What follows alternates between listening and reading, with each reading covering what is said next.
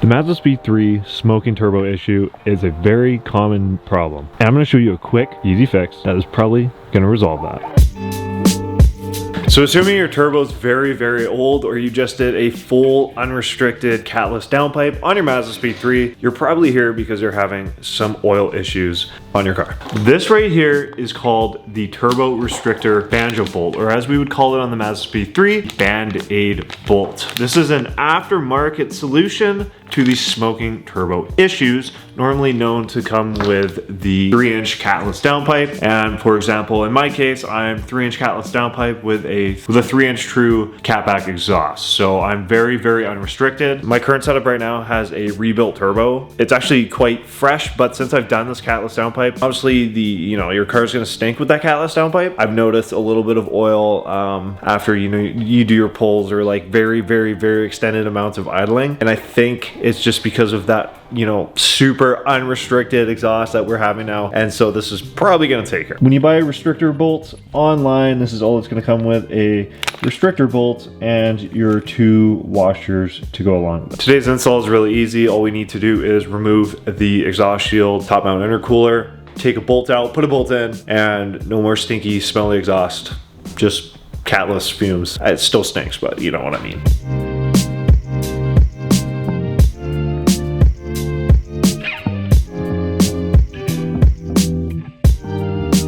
When we pop under the engine bay, we need to get all the way into the back where the turbo sits. So this is going to need to come off, and our little exhaust manifold shield is going to come off, and then we will be able to access it, which is just behind this boost tube.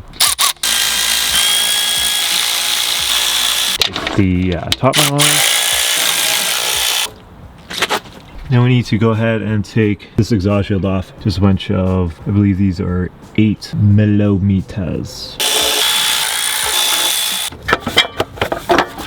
You guys will see that turbo line right there, specific bolt. We need to take that out. I believe that is a 14 millimeter. I have jimmied together a little bit of the setup. Let's go on there, and this is a 2-hand job.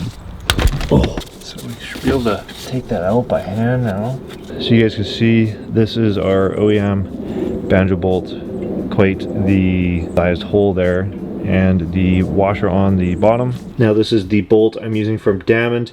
You guys can see the difference there in the size. That's going to restrict a little bit, so we're going to put 1 washer onto the new bolts, and then this other one's going to go under that feed line.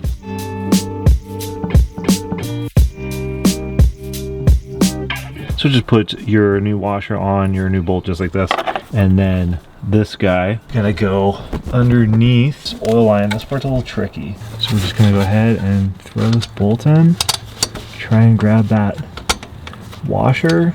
Now we will take a 19 mil, let's tighten it up. Bad boy has a torque reading of 24 pounds. After your install, that's what it's gonna look like, and you can forget about this forever and just leave it like that. Now assuming you installed that correctly into your car, start putting everything back together. Like I said, forget you were ever here. Don't get tetanus from these.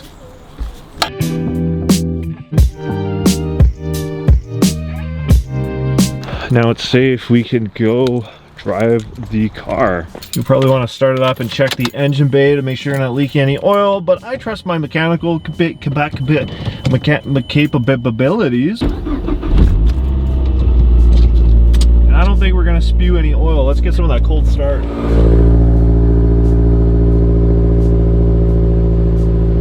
So it genuinely takes a while for my car to show kind of any signs that there'd be anything going on. I need to do a couple pulls, and it's pretty cold, so it's kind of hard to distinguish. At this point, I would kind of let all the other old, contaminants and stuff that you've been burn off for a little bit longer to kind of test if this has worked or not. If this hasn't worked, already gone to a 540 oil, that could also be another option to go to, but I'm assuming this will help. Even if it just slims it down a bit more and you're still burning a little bit, if it does it, it will do it a lot less. So this should help regardless if you're on this kind of setup. So regardless, that is a job done today, and I am glad to have done this, and hopefully this car will just smell like Catless Downpipe instead of Catless Downpipe with a little bit of oil.